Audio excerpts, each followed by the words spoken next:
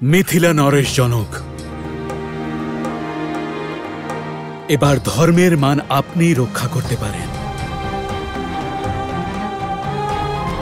আপনি যাই সিদ্ধান্ত নেবেন তাতে আমরা সকলেই একমত। রাম, তুমি কি মহারাজ জনকের সিদ্ধান্ত স্বীকার করবে? আচার্য, আপনি কেবল আমাদের গুরুদেবী নন, পিতৃতুল্য আমাদের কাছে। আপনি ধর্মাত্মা। আপনি যা সিদ্ধান্ত নেবেন তা আমি নির্দ্বিধায় স্বীকার করব।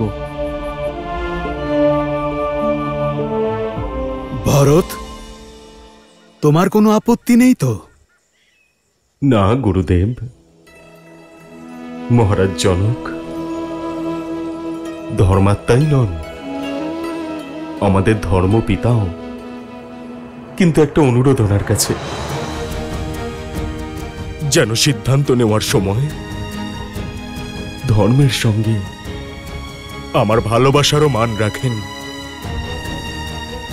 বলুন রাজা জনক, কি সিদ্ধান্ত আপনার?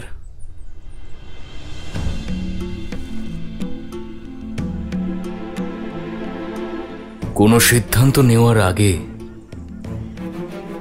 আমি আমার ভাগ্যকে ধন্যবাদ জানাই যে আমি এই ধর্মসভায় উপস্থিত হওয়ার সুযোগ পেয়েছি। একদিকে আছে রাম, যে ধর্ম আর মর্যাদার প্রতীক,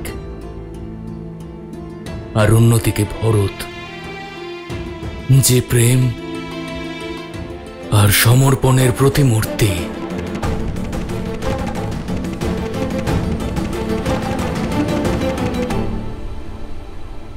হে মহাদেব, এই সিদ্ধান্ত কঠিন।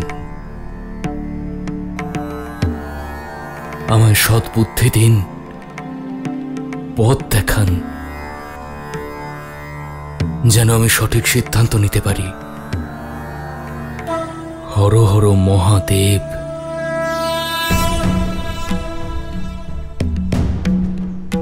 আপনি পুত্র হয়ে নিজের পিতার এবং প্রজা হয়ে মহারাজের প্রতিশ্রুতি রক্ষা করতে চান, অর্থাৎ আপনি ধর্মের পথে আছেন। শাস্ত্রেও বলা হয়েছে ধর্ম রক্ষতি রক্ষিত, অর্থাৎ যে ধর্মের রক্ষা করে ধর্ম তাকে রক্ষা করে।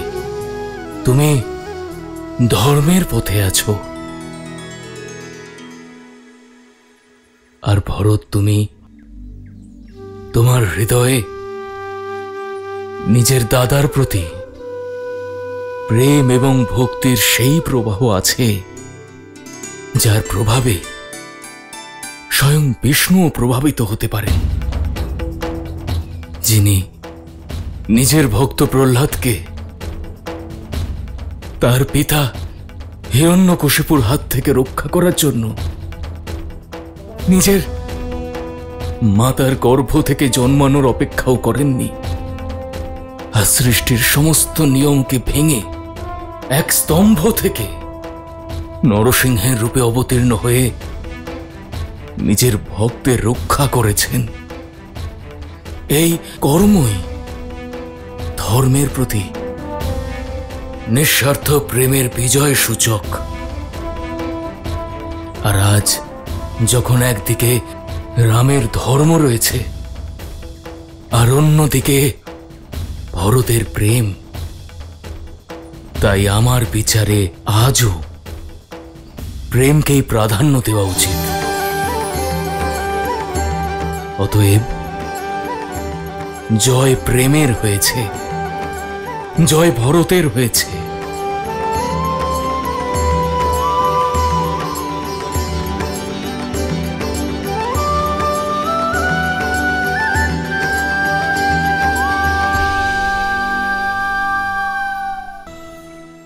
তার মানে হচ্ছে আমি আমার দাদাকে অযোধ্যায় নিয়ে যেতে পারি,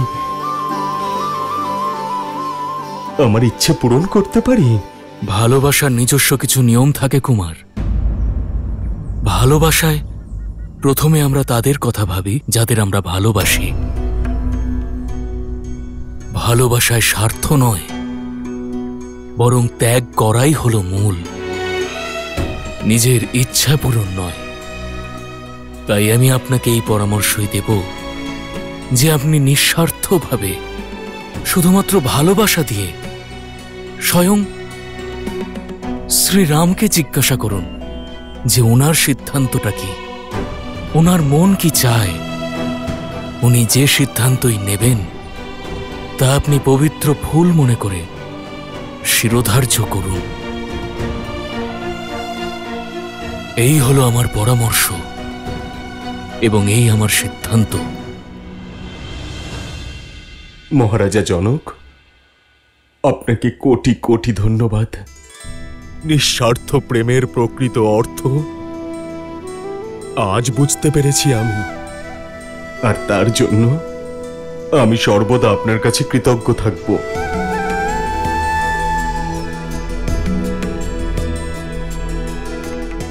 নিজের কর্তব্য আর কীর্তির কথাই আমি শুধু ভেবে এসেছি, কিন্তু উচিত আর অনুচিতের বোধ এখন বুঝলাম। আমার দাদা পিতার প্রতিজ্ঞা পালন করার সিদ্ধান্ত নিয়েছেন, কিন্তু ওনাকে আমারও একটা ইচ্ছে পূরণ করতে হবে। আর এটা আমার সিদ্ধান্ত।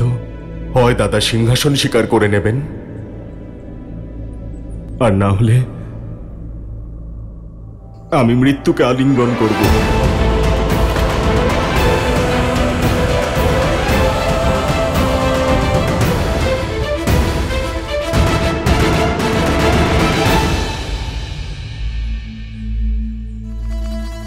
তোমার ভালোবাসা আমাকে দুর্বল করে দিচ্ছে ভরত। তুমি আমাকে অযোধ্যার রাজ সিংহাসনে বসতে দেখতে চাও তো? তাহলে ঠিক আছে, তোমার প্রসন্নতার জন্য আমি তা মেনে নিচ্ছি। সত্যি দাদা? হ্যাঁ ভরত, কিন্তু পিতার প্রতিশ্রুতি ভঙ্গ করার সাহস আমার মধ্যে এখনো নেই। আমাকে 14 বছরের বনবাস কাটিয়ে আসতে দাও ভরত। তারপর আমি তোমার থেকে অযোধ্যার রাজ সিংহাসন গ্রহণ করব। ততদিন আমি অযোধ্যার ভার তোমাকে দিলাম। তুমি মহান দাদা, তুমি মহান। তুমি তোমার ধর্ম আর আমার ভালোবাসা দুটোরই সম্মান রেখেছ। হয়তো আমার জন্য এই পাপের এটাই শাস্তি যে 14 বছর পর্যন্ত তোমার সঙ্গে বিচ্ছেদের অসহনীয় কষ্ট আমায় সহ্য করতে হবে।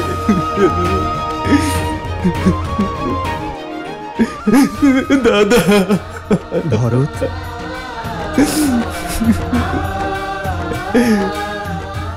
হৃদয় কখনো শরীর থেকে ভিন্ন হয়?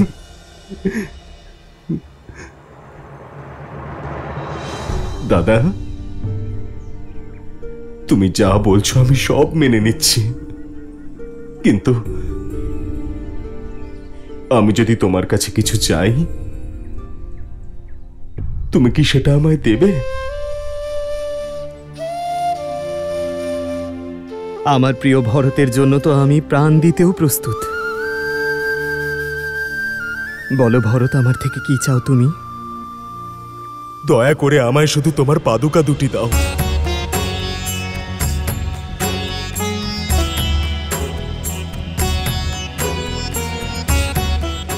অযোধ্যার রাজ্যভার অনেক বড় দায়িত্ব, আর যেই সিংহাসনের উপর আমার দাদা রামের অধিকার রয়েছে, সেই সিংহাসনের উপর বসার দুঃসাহস আমি দেখাতে পারবো না। অযোধ্যা আর অযোধ্যার রাজ সিংহাসন তোমার প্রতীক্ষায় থাকবে। প্রতীক্ষার এই দিনগুলোতে তোমার চরণ পাদুকা দুটো রাজ সিংহাসনের উপর রেখে আমার কর্তব্য পালন করব।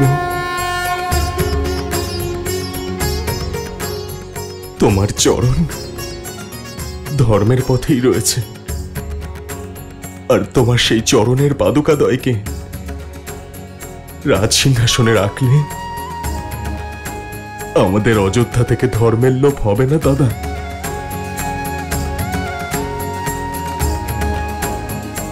ভরত, তোমার এই ভ্রাতৃপ্রেম অমর থাকবে। তোমার নাম শুধু উচ্চারণ করলে সকলের পাপ দূর হবে। সকলের মন থেকে দেশ, ঈর্ষা আর লোভের চিন্তা চিরকালের জন্য দূর হয়ে যাবে।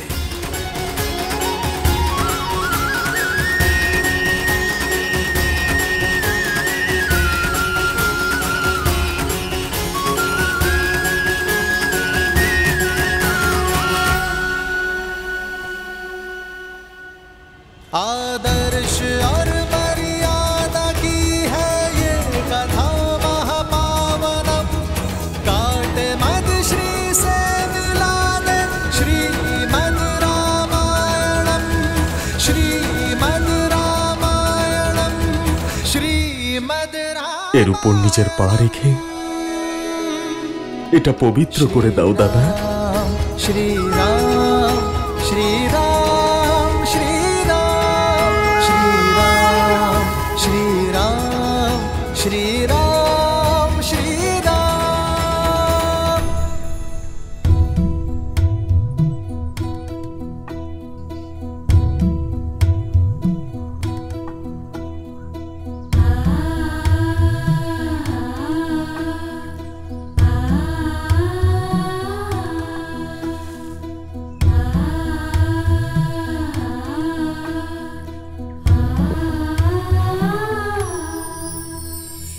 राम भक्त ले चला रे राम की निशानी, राम भक्त ले चला रे राम की निशानी।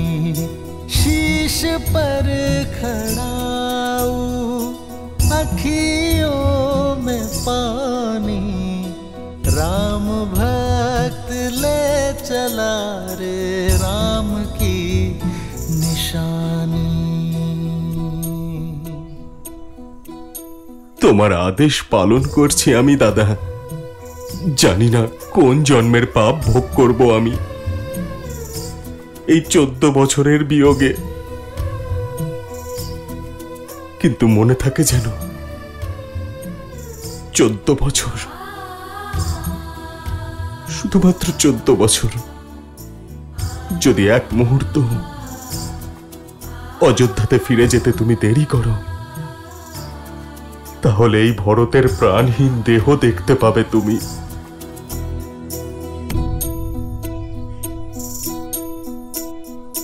शीश खड़ाऊ ले चला ऐसे राम सिया जी संग हो जैसे। शीश खड़ाऊ ले चला ऐसे राम सिया जी संग हो जैसे। अब इनकी छाँव में रहेगी राजधानी, राम भक्त ले चला रे राम की निशानी, राम भक्त ले चला रे राम की निशानी।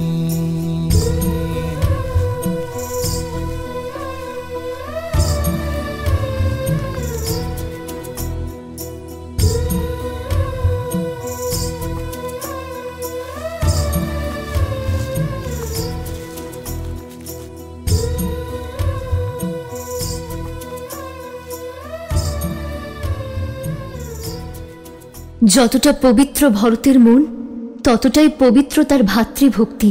ভক্তি? ভক্তি কি দেবী? বাস্তবে ভক্তি হলো এক মানুষের প্রতি আর এক মানুষের বিশ্বাস। সেই বিশ্বাস যাকে সময় আর পরিস্থিতি বদলাতে পারে না। শ্রীরামের প্রতি ভরতের ভক্তি, ধর্ম আর সত্যের প্রতি বিশ্বাস তারই উদাহরণ।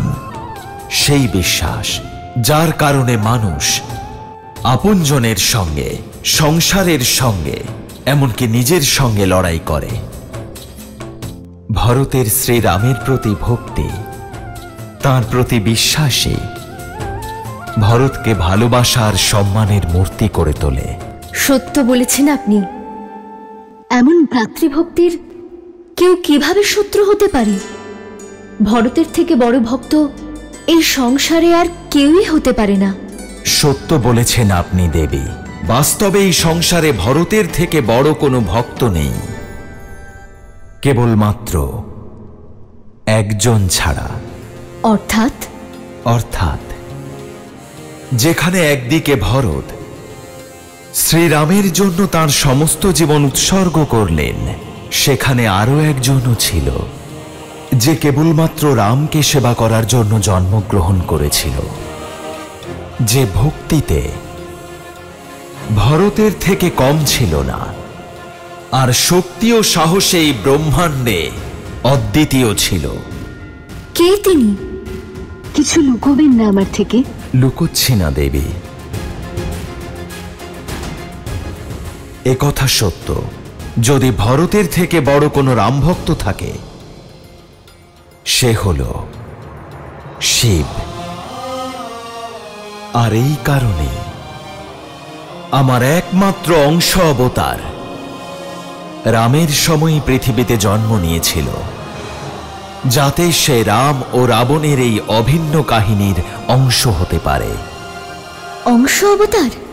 হ্যাঁ দেবী, আমার অংশ অবতার, যাকে এই সংসার কখনো ভালোবেসে, কখনো ভয় পেয়ে, আবার কখনো ভক্তিতে ভিন্ন ভিন্ন নামে তাকে ডাকবে। অঞ্জনাদ্রিতে জন্ম, মাতা অঞ্জনীর পুত্র অঞ্জনেয়, পবন পুত্র হনুমান, পবন পুত্র হনুমান। তবে এখন আমার এই অংশ অবতার প্রতীক্ষারত হয়ে আছে তার প্রভু শ্রীরামের সঙ্গে সাক্ষাতের জন্য।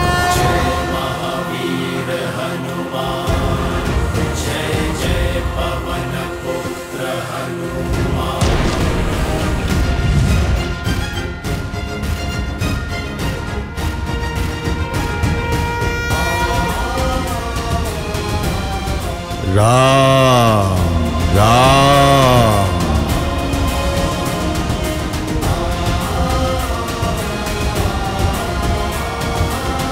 রাম রাম बजरंग बली हनुमान, जय जय महाबली हनुमान।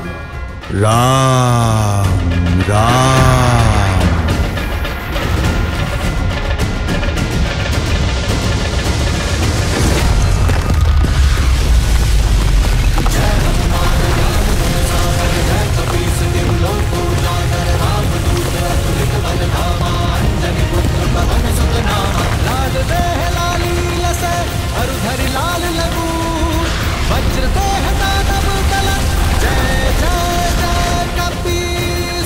মনে হচ্ছে কোনো ভূমিকম্প হচ্ছে। মহারাজ সুগ্রীবের সেনাপতি এই হনুমান ভূমিকম্পের চেয়ে কম নাকি? রাম রাম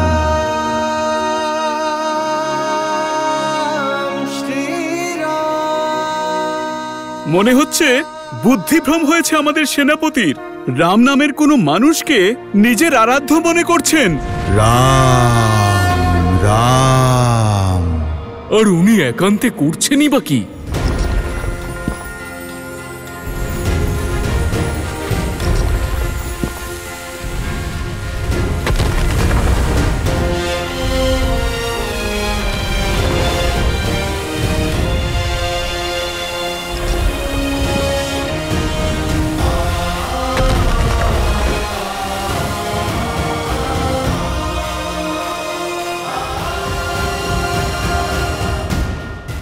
এই রাম নাম জপ করতে করতে উনি কি যে করবেন কে জানে।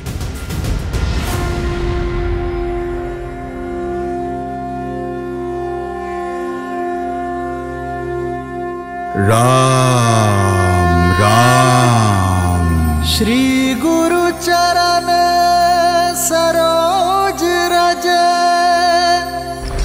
निज मनु मुकुरु सुधारी। बरनउँ रघुबर बिमल जसु, जो दायकु फाल चारी।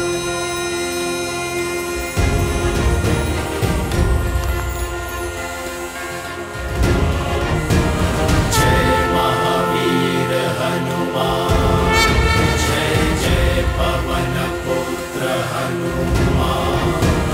बजरंग बली हनुमान, जय जय महाबली हनुमान। राम। जय हनुमान ज्ञान गुण सागर, जय कपीस तिहु लोक उजागर। राम दूत अतुलित बल धामा, अंजनी पुत्र पवन सुत नामा। राम।